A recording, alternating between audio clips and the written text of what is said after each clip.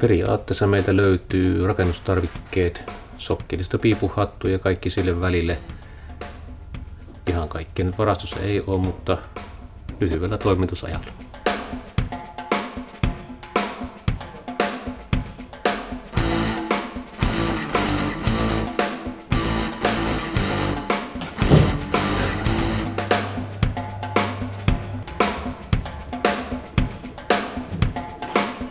Meillä on vapaa tämmöinen kauppa, että tämä ei kuulu mihinkään ketjuun, mutta toki meillä on sitten hankintakanavia monen muuhun, mitä ei näillä isoilla ketjuilla välttämättä ole.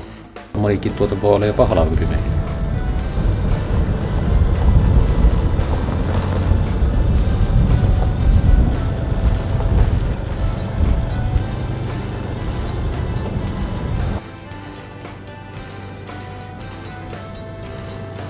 Ja kaikkein edullisemmin meiltäkin rakentaja ja yleensä saa asiakastavaraa. Antaa vähän toimitusaikaa, niin me tiedetään tilata sitä jo etukäteen ja saadaan samaan tilauksen toisillekin.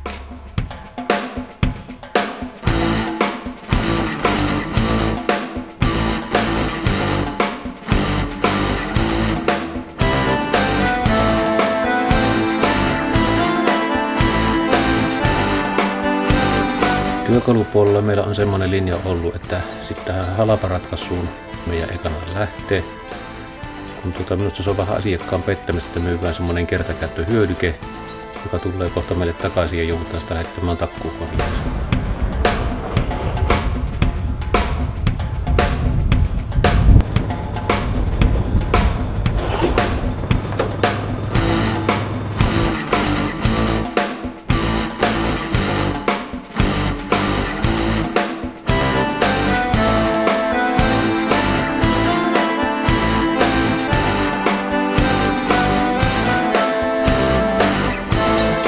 Niin tällä paikkakunnalla, jos käytettäisiin paikallisia palveluja, niin uskoisin, että meillä kaikilla tuotevalikoima ei ainakaan pienene, koska tuotevalikoima on oltava sen kysynnän mukaan.